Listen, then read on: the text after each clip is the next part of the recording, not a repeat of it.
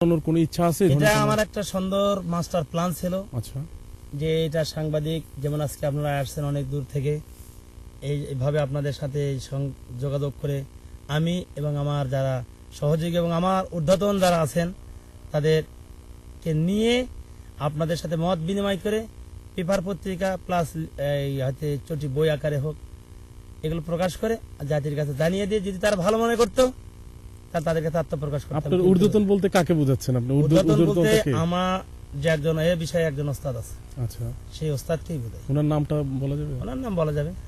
কি নাম? ওনার নাম আব্দুল হাকিম নামে পরিচিত। আচ্ছা, উনি আমারই ঊর্ধ্বতন বলতে আমাদের সোশ্যাল মোটিভেশন ওয়ার্ক করলাম আমরা, এই জাগ্রত মুসলিম জনতার এই মোটিভেশন ওয়ার্ক করছে আমরা, এই ওয়ার্কের মাধ্যমে একজন বুদ্ধিজীবী লাগে। আচ্ছা, আমরা একটা বোর্ড আছে, সেই বোর্ডের মাধ্যমে গুটি কয়েক ভাইরা স্থানীয় ভাইদের উদ্যোগে এগুলো করা শুরু করছে। তো সম্প্রতি আরেকজন আব্দুর রহমান নামে আরেকজন নিজেকে আধ্যাত্মিক এটা আমার মনে হয় যে আধ্যাত্মিক বলতে পৃথিবীতে কেউ নেই। এটাই ওই বিশেষ করে সোনালী সংবাদ এবং তার সহযোগী যারা আছে, যারা এই সৎ কাজটাকে ভালো মনে করছে না, তারা একটি কলঙ্কিত করে দেশের ভাবমূর্তি ক্ষুণ্ণ করার জন্য এবং দেশের যে প্রচলিত আইন আছে আইনকে অবজ্ঞা করে বিদেশিদের যাতে সহযোগিতার হাত বন্ধ হয়, এই জন্য আমার মনে হয় একটা ষড়যন্ত্রের জাল পেতেছে। দেশের প্রচুর সংখ্যক সংবাদপত্র পাঠক আপনার সম্পর্কে একটা বিরূপ ধারণা ইতিমধ্যে জন্ম নিয়েছে। কেউ হয়তো ভালো বলছে, কেউ খারাপ বলছে, কিন্তু ব্যাপক আলোচিত এই মুহূর্তে আপনি, আলোচিত এবং সমালোচিত। তো এই বিষয়ে যারা পাঠক দর্শক আছে তাদের উদ্দেশ্যে আপনি কি বলবেন? আমি পাঠক দর্শকদের উদ্দেশ্যে বলবো যে একটি কবিতা শ্লোকদের বলা যেতে পারে, সজ্জন গুণ খোঁজে দোষ খোঁজে পামর, ঋষিকা ব্রত খোঁজে মধু খোঁজে ভ্রমর। আপনার যদি মধু খোঁজার ইচ্ছা থাকে তাহলে ভ্রমরের গতিতেই খুঁজতে হবে।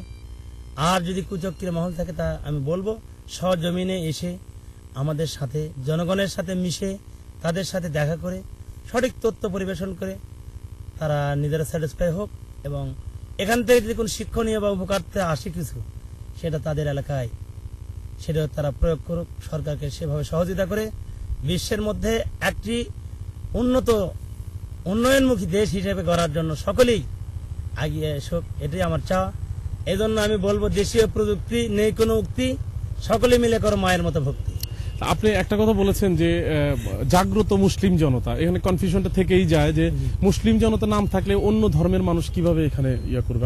আমি একজন মুসলমান হিসেবে আমার ইতিহাস থেকে যা শিক্ষা পেয়েছি সেটা হলো মুসলিম এমন একটি ধর্ম যে ধর্মের ইতিহাস আল্লাহ রসুল সাল্লাহ সাল্লামের দিকে যেতে হয়।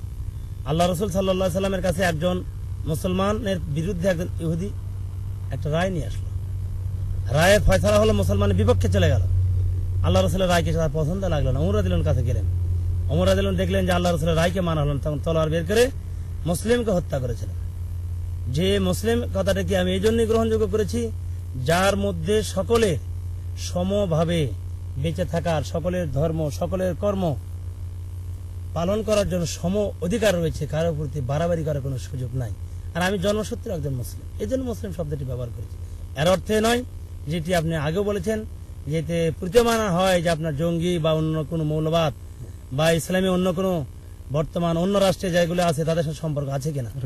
আমি তীব্র নিন্দা, তাদের সাথে নাই সম্পর্ক নেই এবং তাদের সাথে আমরা এগুলো ওই সব কর্মকাণ্ডে বিশ্বাসী না।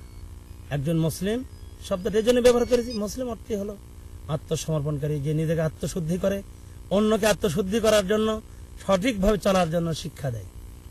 আপনি তো এখন এলাকায় নাই, এলাকাবাসীকে আপনি কি বলবেন? এলাকাবাসী না থাকলেও তাদের সাথে কথা বলেছি, তাদের সাথে মোবাইল আছে, যোগাযোগ হচ্ছে, তাদেরকে বিভিন্ন নির্দেশনা দেওয়া আছে এবং ওখানকার সচেতন বিভিন্ন পাড়ায় মহল্লায় তারা কমিটি গঠন করেছে।